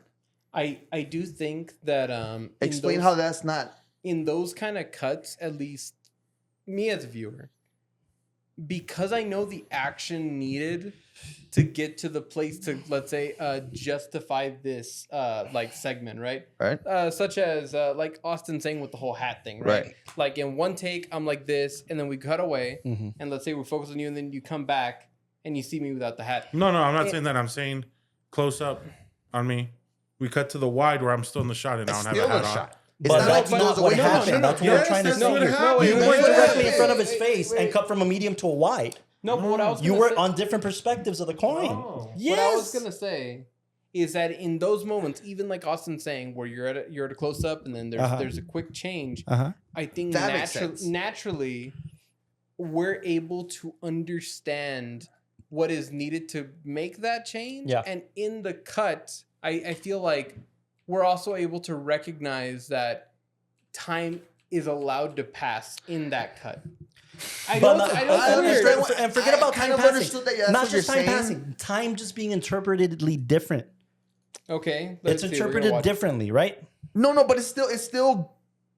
There's not like 5 seconds or 2 seconds. No, but it's not. It's It's, the not same- that. That's what I'm saying. Like, different perspective. in the viewer's eye, Right. in the character's perspective. Look. Uh-huh. Already. Yeah. How We're in did a that different- throw you we're- off? No, but wait, Austin go back. said that we're back. here, and then we cut to him being here. There was no cut, and behind Oh, him you there was did no say that. cut You in did say that. between. You did say That's that. exactly what I was trying to point out. There is a different angle. There is a different But it perspective. doesn't take away from this one. Can you go back? No cigarette. Yeah. He's coming. He's creeping. Uh-huh. Yeah, but So watch. he's already No, but he's look- already about to make that. The table's right here. Yeah. Think about when the cut happens. Look. Right here. Look, watch. He needs to move from there, Jack Nicholson's character, across. You're gonna tell me. That's exactly what you're gonna tell me. How much time? Put No. something in mouth like this. No, but what I'm saying It still is, takes a while. what I I'm- mean, the what It I'm still saying- takes a while for him to go down to the table too. it does not. Yes, he Dude. is. He's When you're standing creeping straight up in the over- last cut. Go to the last cut. He's standing straight up in the last cut. Yeah, but what is it? A second for No, him to no. look for his thing and put it. all that How long does matters. it take you? How do you know he doesn't have a cigarette in his hand? We never look at the table. Well, that's the how we have. I know you hate All nothing that about the matters- audience, Uh-huh. but you Because kinda right do. here- You still kind of do. Dude, all that matters is that there, he is absolutely to this guy's face. Yep. Meaning that there was a second that we lost. I know it sounds minute. Not even a second. And by the I way, know we it sounds lost like it. not even You're a right. second. We lost it. No. It's not lost in the movement. It's not, it's justified by his movement. It's lost. Time is manipulated. Time it's- is interpreted differently. Jack Nicholson's right here. That's not a second. Here's one more thing to point out too. That's what I'm saying. But that's what we're pointing out. But That it's that second is lost. It's lost in It's time. done. No. But it takes way more to put a cigarette in It your doesn't mouth. matter. By the way, how speaking long of it takes. audiences, I don't think they see Yeah. or hear you now. It takes a lot Let me more throw time. this at you. No, Let me throw that it at you. doesn't matter. Like, take it this way. We have a clear Why do you visual. imagine We have a it clear off? visual. When you're watching a movie Uh-huh. and let's say a day Hold on, passes. Stay there. Let's say a day passes, right? Uh-huh. You're not gonna show the real passage of time and all Okay, the now you're things. insulting my intelligence. No. I'm just saying we're not gonna show the real passage of time and No, all no, that. But we're talking listen, about listen. milliseconds. We're not gonna talk about the entire Yeah. time that passes. We're just gonna have a cut, and in that cut, two different angles. Yeah. and then I see what you're time saying now. I has see what you're passed. saying now. In this, That doesn't all- feel like that. No. No, But not just that. Give it a second. What are we looking at in this cut? In this scene, in this particular shot? You're supposed This to be one right looking here? at Jack, but at least to No, we're not. myself. Well, We're supposed to be looking at supposed this to guy be looking at because Jack he and just We're came Mr. looking into at two individuals who he's afraid of looking at him. ignore me. We're looking at Jack and Mr. French. Uh-huh. But as Doing somebody what? who's viewing it notices the cigarette in his mouth, and that throws you out of it for the quick second or two. And then you're like, wait, did they say something? What did I miss? Nobody's denying that it throws you out of it. It's okay if it throws you out of it because you're looking at two different perspectives here. In this current No, perspective, because you're supposed to only focus on Jack and Mr. French. why? You're supposed to stare into That's them. not You're telling the supposed whole to see- story. Why do we only focus on Jack and Mr. French? Leo's a huge component in the scene. Why aren't we paying attention to him? We're supposed to be feeling what Leo's feeling in that moment. But Yes. seeing that throws you out of it. How does that not add to the emotional beat of what Leo's feeling? Because it takes you out Yeah, of the man, world I that you're agree with immersed. Austin. And it takes me out of it. It would have helped a little bit more if it'd be like, oh it's shit, the and then he come or equivalent. something. It's I the don't know. equivalent of what the Safdie brothers did in Uncut Gems. A lot of those cuts, a lot of those things, massively questionable. The entire time, you're feeling the angst for Adam Sandler's character. Right. The entire time. And I just feel It's like, the Well, I'll same tell principle. you this. The anxiety that Leo's feeling in the scene, the moment that cut happens, gets rid of the anxiety for me. Because Yeah. I hadn't seen it in a while, and I saw it. it takes the immersion out for me. Yeah, I totally agree. I don't agree. For me, it enhances This is beautiful. it. This is beautiful. It enhances it. But yeah, we could go around in circles about this. Yeah. I just want to point People, one thing out. what is your opinion? Yeah. Let us know what you think. I'm gonna read something really quick so we could tie a little bow on this because I do want to get cinematography and performances and stuff like that. for sure. Yeah. The half of this talks about the cinematography, so I'm kind of gonna skip. Go ahead. Or maybe I should read it and then you could just define it. There's a post on Reddit.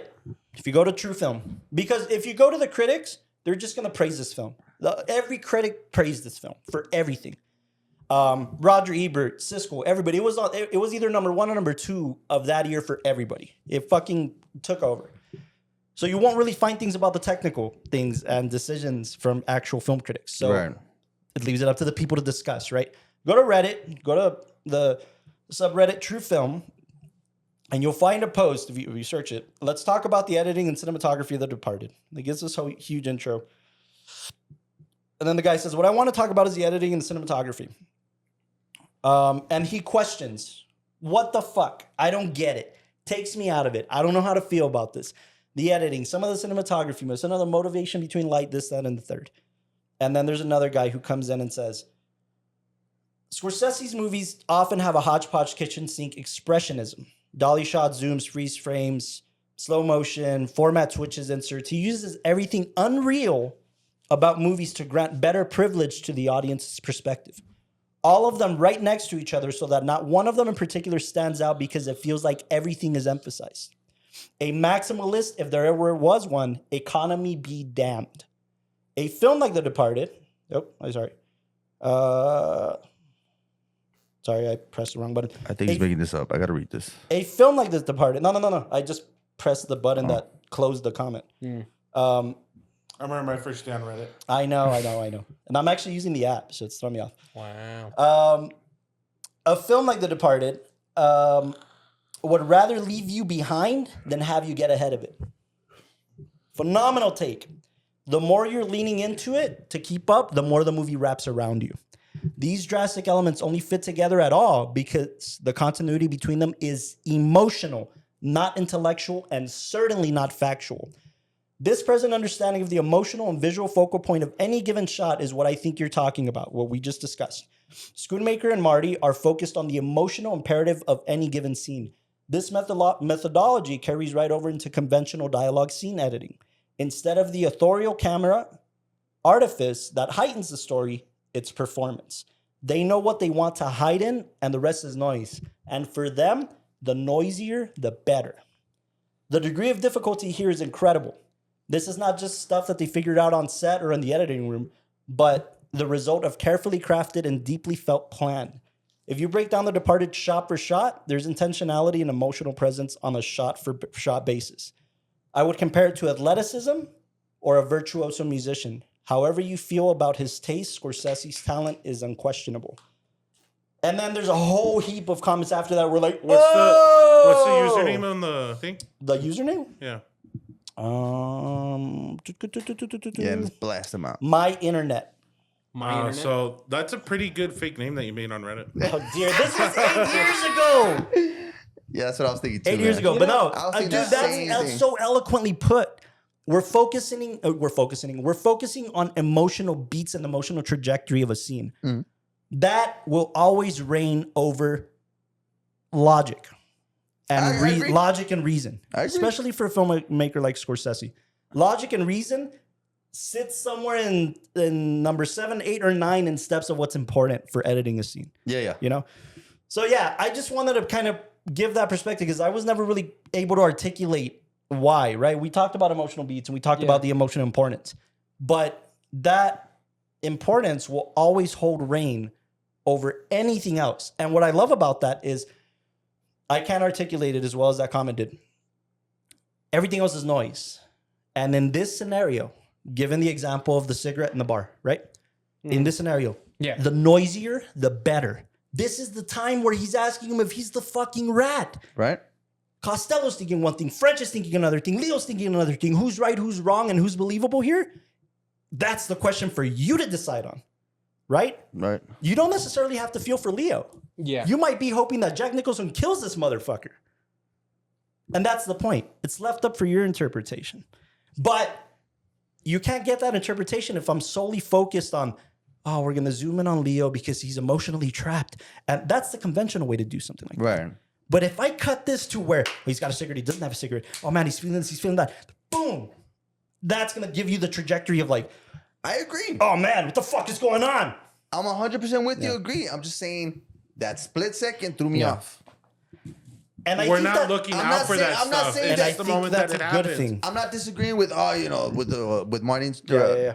But I'm just like that took me off a little bit. And we talked about rewatchability, right? Right. This film will not be able to be consumed thoroughly in one viewing. And that's You kind of the can't. point, right? Well, what do you mean? That's Like, you kind of the can't- point. What do you mean? If that You moment's can't throwing you knock it out like in one place. You have to keep watching it, and each Is time it- you watch it, Is it one of those that you can watch it at any time? Oh, I certainly can. But in what I'm order thinking. That's for why you I brought up the question. in order for you to digest fully what the filmmaker's trying to say here, it takes more than one viewing. Okay. Any day of the week. I'm telling you, I'm at my 10th viewing and I picked up on something that I never thought I'd fucking pick up on, but I'll kind of get to that in the directing. Well, what I picked up on has nothing really to do with the editing as much as it has to do with the context clues of Leo's upbringing. Or what's the name of the character? True. What's the name of the character? Billy. Bill. Billy. Yeah. So, for instance, we get the scene with the uncle in the hospital, right? And he's very clearly a very wealthy man, right? But his dad is from Southie Boston. His mom clearly chose a life in Southie Boston and stepped away from the family money. Right.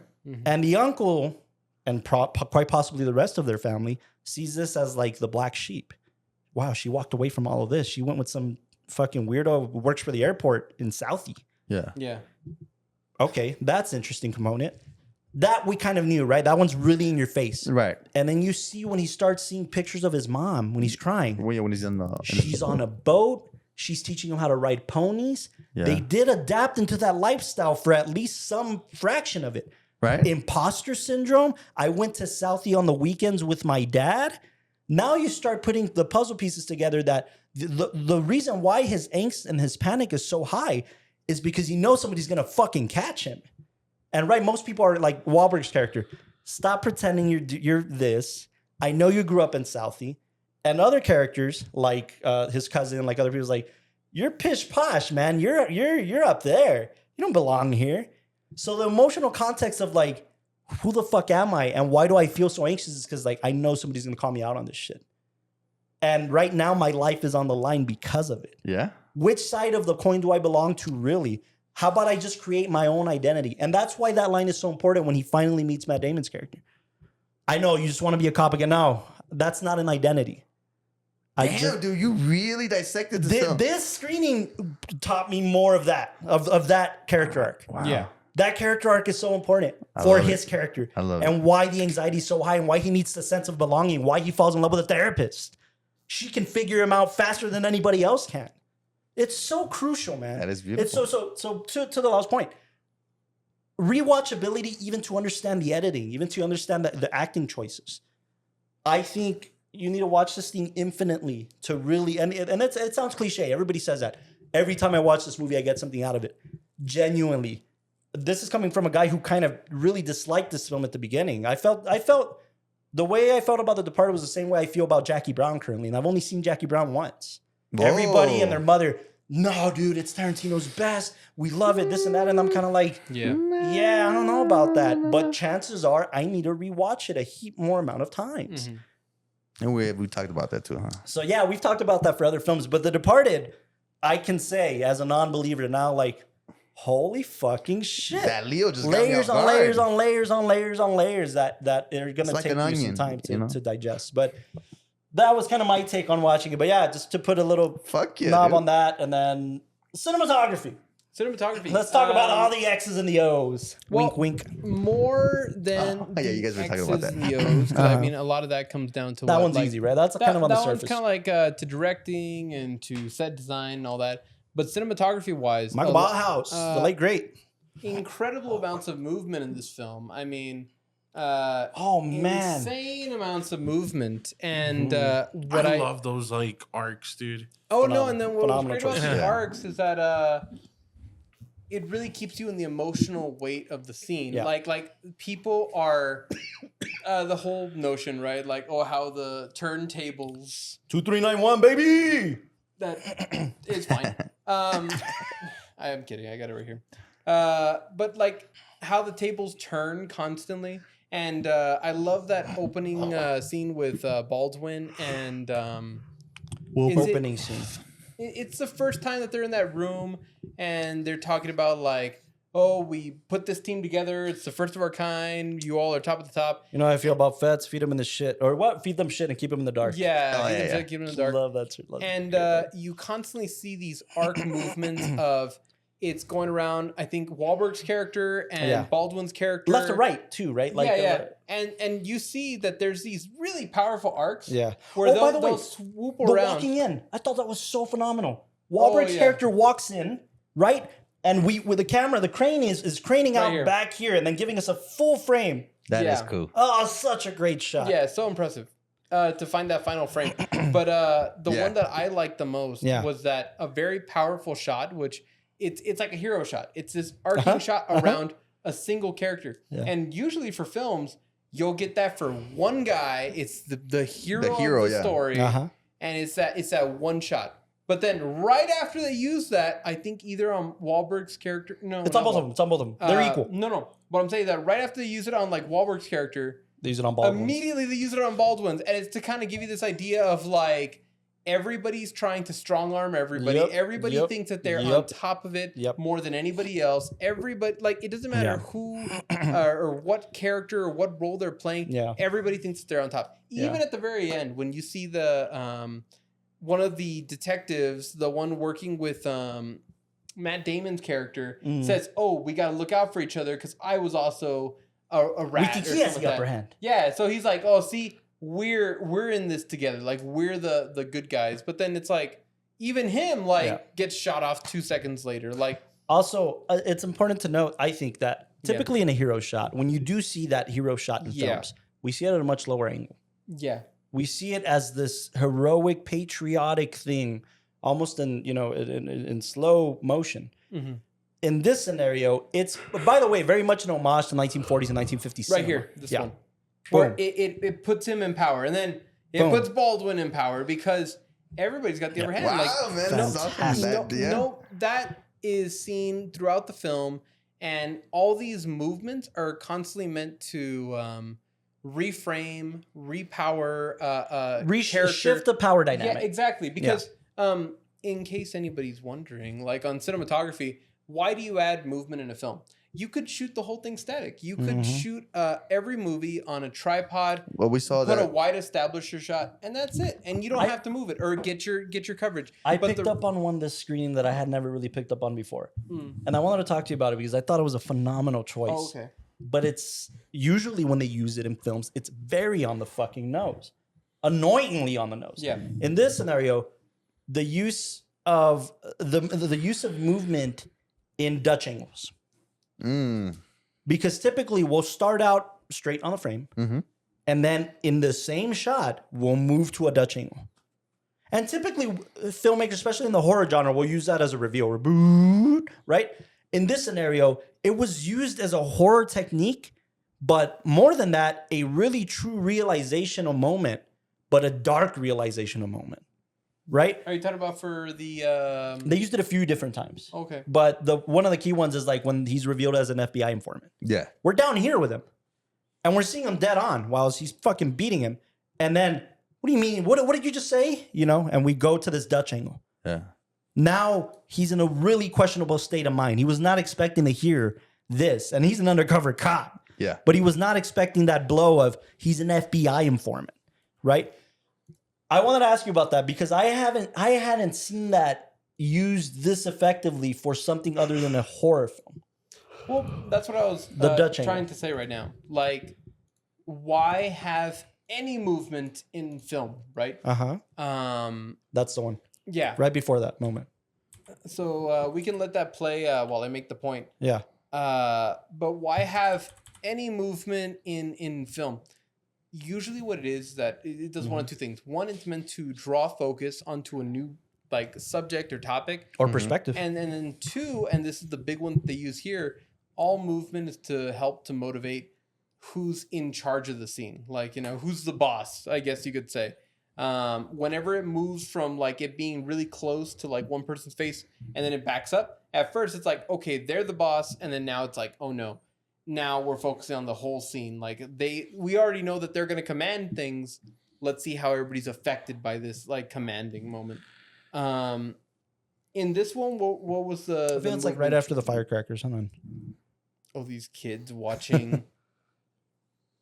This is kind of interesting. This is our first time, I think, like watching clips. Yeah. And Yeah, just to make sure we're right. mm-hmm. But And sometimes he'll straighten himself out, right? As Leo's putting the puzzle pieces together. Get the fuck out of here. I mean, man.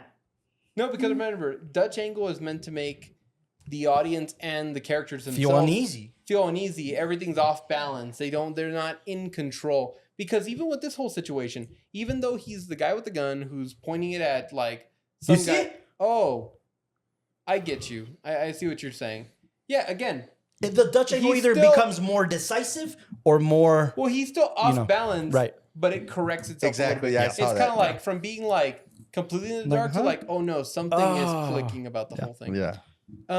Just that one I paid attention to the most this time. Like, oh my gosh, Yeah. man. These moments are I terrific, just think terrific. in the cinematography, it's a lot of lessons on composition and Right. constantly transforming composition. Right, Because right. a lot of times when you're storyboarding or you're thinking of a film, Right. you usually think of these solid shots and what is that going to mean for the film in this frame?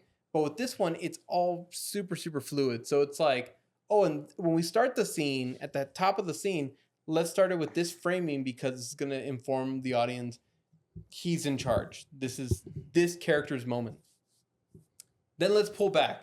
And instead of just doing like coverage close up and then coverage of a wide shot, we're going to do the entire motion so that way there's fluidity in their taking action. When we walk into a room in this film, we don't know who's in charge, who has the upper hand, who's an informant, who's At not. first we think who's it's good, Jesus. who's bad. Yeah, it just moves around Yeah. the whole time. And I think that's what makes the cinematography for this film so dynamic. Yeah. That in other films... It's leaning into the cat and mouse play naturally. Yeah. You're Right. constantly moving because that's what these characters are doing. They're never able to sit still with like, I know exactly who it is. They're never It's at like peace. They're constantly trying to like tuck into different angles and get in different spots. Who can get the better advantage so they can see that person without being seen? And they reveal Wow. so much about the character in the frame. Yeah. One of the things we talked about while we were screening it is the first date between Vera's character and Damon's, right? oh yeah, Why are we seeing her smaller in the frame? We see most of his shoulder, but when we cut to him, he's fuller framed. He's more prominent in the picture. And I tell Adela, I was like, why did he do? So because he's a narcissist. That's how he sees himself. I heard you say that, yeah. You know, he's a narcissist. Of course he's gonna empower more of the frame because he thinks he's a shit, No, and he's when trying to you- impress the girl. when Yeah. you look at that, it's so subtle because I think most people would look at it and be like, oh, okay, so they're on a date and you're getting the coverage back and forth. Mhm. But no, very similar like what we did with our film. There's medium shots when we need a level amount. Then there's close-ups when we need to be like involved in what they're saying. Yeah. But for Damon's character, a lot of his coverage was, or for the edit at least, a lot were close-ups because even though it's a date between two people who kind of like each other and are kind of getting to know each power other, dynamic. yeah, there's super strong power dynamic. And then that all plays out later on in the film that she feels like she doesn't have a voice in the relationship. She's constantly being brought down. She And brings, questioning everything and about she him. brings like pictures of like her childhood, things that mean something to her. Like, oh, this is a true sense of who I am. Like I'm giving my own truth to you. And he's like, well, we can't put that out here. Like, well, we can put it away somewhere, but if people come over, they can't see that. Yeah. And it shows that she's constantly being like diminished in her respect in this like household, Yeah. But again, all that goes into earlier framing, showing that Damon was always ahead in the framing, in how much space he takes up, and everything he does. Yeah, I just think that the cinematography here really shows you how gentle camera movements can completely change the emotional context and the weight of a scene, of characters, everything. Yeah, I love that, man. Oh shit, Phenomenal. acting. Yeah. I think the question that always comes with acting when we watch films like this, did you see Leo or did you see William? check this out, man. I think Leo's and Jack Nicholson's chemistry for this film was phenomenal. Yeah. It meshes well with Jack Nicholson's, spontaneous, erratic rants to chill moods. It feeds off to Leo's, what you were saying, like his paranoia, right? I think it just feeds off really well. Yeah. Maybe I need to see it again, but I think Matt Damon's didn't feel. Maybe it was a director. It's actually You know, it's definitely a choice, right? He Right, has to it's be a the choice. he has to be the polar opposite of Jack Nicholson's character, Right? right? He has to be incompetent, or at least present himself incompetently, so Yeah, I that didn't know what else- he's easily manipulated by Nicholson, right? Matt. Yeah. And Leo's not, right? Oh, That's Leo's the got thing. nothing to lose, quote unquote, nothing to lose, right? Yeah, That's what I was Nicholson's thinking. I was character. like, is it Matt's type chemistry? Damon's got everything to lose. If he gets caught on one side or the other, he's fucked. He's the Yeah. only person That's that can why fuck. even when she wants to put up things in the apartment, Yeah. he's constantly trying to like, no, Nope. don't do that. Like That That's is where he true. holds power. or like Right. when at first Yeah, when he reads the feels- box, he's like, yeah. he feels comfortable and he's like, oh yeah, go ahead, answer the phone because Yeah, you yeah. live here now. And the second she does, he's like, oh no, like I'm still being watched. Even if I pretend like I'm making my own life and I'm starting a family. That's a whole like, what if Jack, I what if he comes still- over? I don't want her to know who she is. I don't Yeah, want her to know where she exactly, comes exactly. from, right?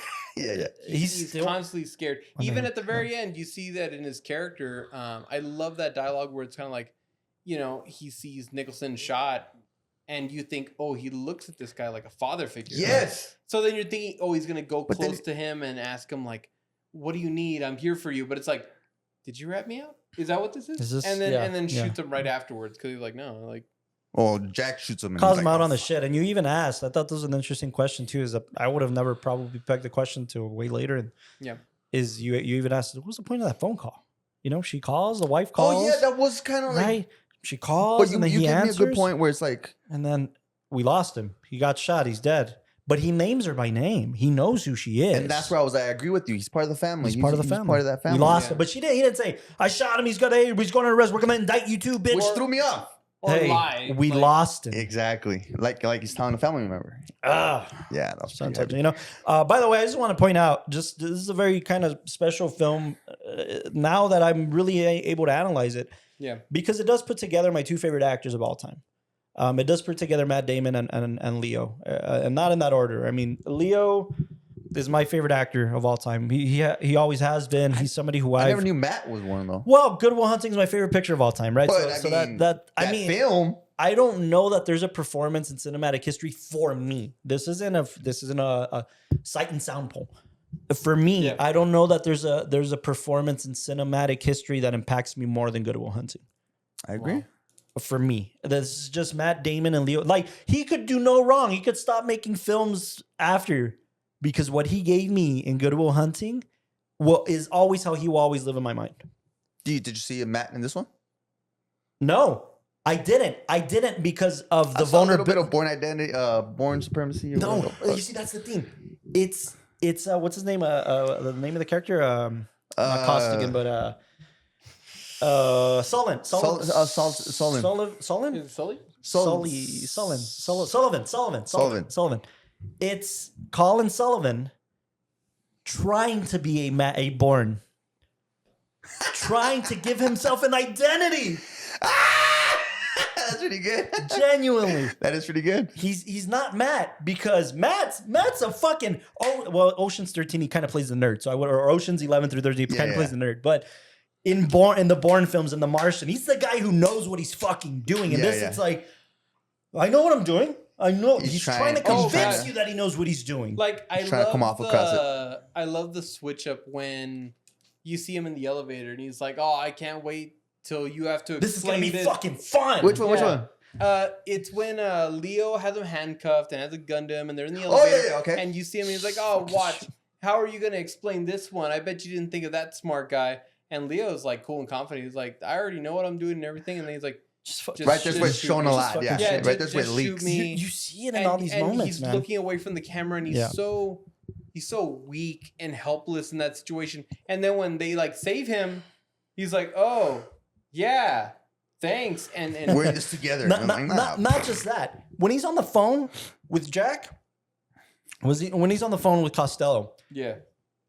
Such a cool I name. just need you to get me social security numbers. I need you to get me the pedigree information. I need to give you who the fuck do you work for? Yeah. Well, Jack, or what, what's Costello. that, Costello? I'm sorry. If you could please, if I can just get you. You know what I'm saying? It's Yeah, yeah. those shifts, those power dynamic Oh, shifts. yeah. Okay, His I'll give it- character I'll give it a little bit, Matt, doesn't then. have shit, man. It's so good. So I didn't see Matt, which is We definitely saw Mark Wahlberg as Mark Wahlberg, but he was needed. He He's said, the- man, he said he reverted to that role. By the way, like I don't know all of them on the top of my head right now. There's so many people that were in consideration for these roles. For instance, one of the producers, Brad Pitt. Brad Pitt produced this picture. Oh wow. He dropped out of it to go play Babu. to go be in Alejandro Iñárritu's Babel. Babu! He was supposed to. There's Babu in this film. the store clerk. Oh yeah. It's seeing motherfucker. yeah. Brad Pitt was supposed to play that role. Which role? And Mark Wahlberg's. Wow. Just as an example. In In the role with Anthony Hamilton, Nah. they had Mark killed it. the RZA from the Wu-Tang Clan. I would have wanted to see that. Yeah, You know what I'm saying? There's a whole lot, man. There's a whole lot of roles that should have been other. Like we talked about Pacino, all these things, but Wahlberg was Yeah. pitch fucking perfect, man, because he's Perfect. from Boston. The He's Boston Southern- he's like, yeah. Always cussing. Well, By the way, I maybe thought he Leo is- did a damn good job as a Boston, like Bostonian, you know? Maybe he He's did. not from Boston? No, he's from LA. He's That's from how good he Hollywood. is. That's how good he is. Maybe he did. Maybe he didn't. Maybe he Go did. fuck yourself. Maybe go fuck Some of Go the fuck great yourself. Alec Baldwin too, by the way. There was I was a about to say. couple other names for Baldwin's role as well. A couple other big names that just I can't Nah, that's remember. an off the all-star top. cast. I think the cast. Yeah, the cast was perfectly- perfect, perfect, right, right. perfect. But you sometimes fall into that What if? the accidents. No, but the accidents, man. That's the lovely thing about casting is genuinely in cinema. I think the biggest Oh, I see what example you're gonna of say. when this store closes and another opens Exactly. is in the casting. When the first one closes, like, fuck, that's my number one. That's what I wanted. And then you get that second one, and he's like, holy fucking shit, imagine not casting that guy. Kind of like You everything know, happens for a reason. Vera kinda. Farmiga, man. Scorsese wanted a name. He wanted Kate Winslet. He wanted, like, oh, he listed a whole. No, It would have Vera taken, Farmiga. it would have taken way too much screen Attention out of it, right? Attention, yeah. That's insane, man. Phenomenal across the board. Yeah. Yeah. Great picture. Did any of your ratings change? No. 9.5. 9.6, man. I really liked it. 9.6. You were at a 9.6. Number 3. 9.3. Three? 9.3. Or for him, 0.7 away from 100. From Pi. I'm sorry that I made you do math tonight. Shit. The math was simple. You couldn't get it. No, he got it. I though. got it. 0.7? What's We're point- not doing this again. Hold on. Point Hold on. seven. Castro. Anywhere. Castro. What is 10 minus 0.7? 9.3. 9.3. No, it's 30%. Because No, 10 I is said 100. minus. It wouldn't, that Minus. equation wouldn't even add. He's dividing. You both of you are right on different. Yeah. No, but in the question, like in the context of the question, what is like? Don't put the point. If you're going to say. Okay, if well, you, you know, if you way want too much 7 time on points, this. No, don't wait, put wait. the point. Hang tight. Okay, here it is. It just doesn't make Right, sense. Real quick. Anybody out there, please. What's 9 minus 3? 2? Oh. My bad. I thought you were Nah, going to homie. say I'll 9 give minus you- 3, 6. Okay. Why didn't you just think 300%? Because you didn't put point. You guys are posing. Forget about it. The point. The point is the most No, okay. So important. when you put a point, okay, it's a decimal place. Yes. I never said 70%. And I'm not saying, oh, it's minus. That's just how people 0.7. interpret This it. is not No, the Watch not at all. Math That's how people podcast. interpret it. Not at all.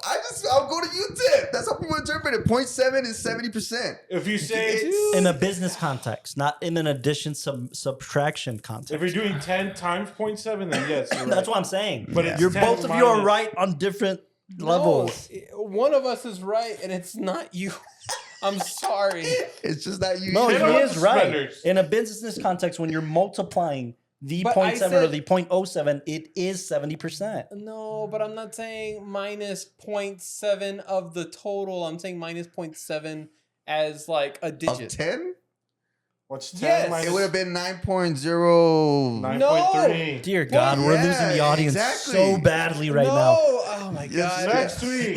Next Anyways, week. the point here is This was St. Patrick's, and I'm sorry that beer made me sleepy. That's my fault. next week, I have no idea what we're doing. Asteroid City. Asteroid City, we're going to talk about the I Oscar beat you up right snub. there. Come We're on. going to talk about my the God. Oscar snub that we Show me collectively tattoo. feel. Oh, so this is my little rat drinking Your sleepy coffee. rat, Yeah, man. which is how you felt You got a before discount Asteroid from That's that City. exactly tattoo, how actually. I felt, you know. And Tip then- 20. Look at that little Cost them bastard. 30, tip 20. And then Actually, could we just stay on this for a while? Yeah. Took him Feels 3 good. whole days. He 3 doesn't get whole enough days love. to do He that. also doesn't get enough sunlight. That's why I got the farmer 10. Fun fact, the Uh, tattoo artist actually fell asleep halfway. Fun fact, she's an apprentice no longer.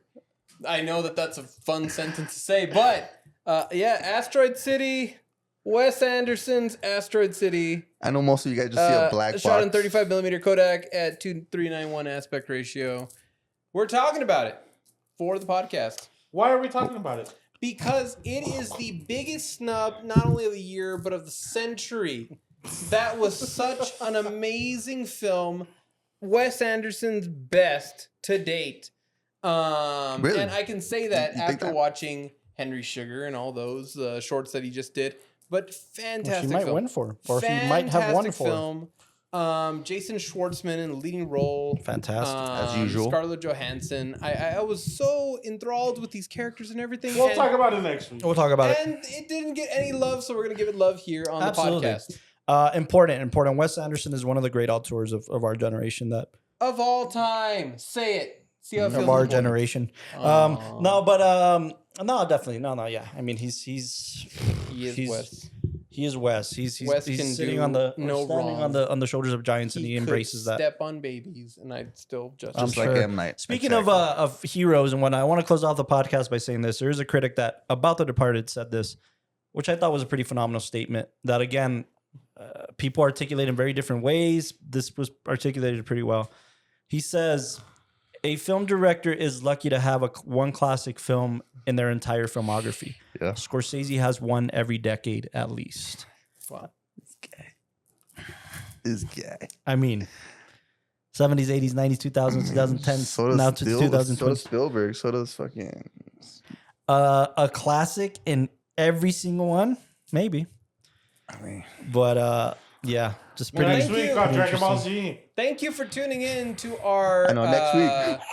Still, St. Patrick's Day bonus episode. This was a lot of fun, guys. Definitely. Let's do this again if we can think of another thing to do for St. Patrick's next year.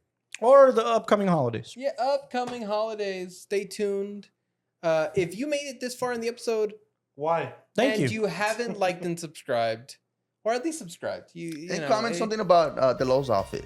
Yeah. Please. You worked very hard on it. Yeah. You spent Oh, $2 on those suspenders. You $2. you notice how he's really making sure he doesn't let go. Oh, sure. Thank you for tuning into the WatchTower Film Podcast. Good night. Good night, Castro Love.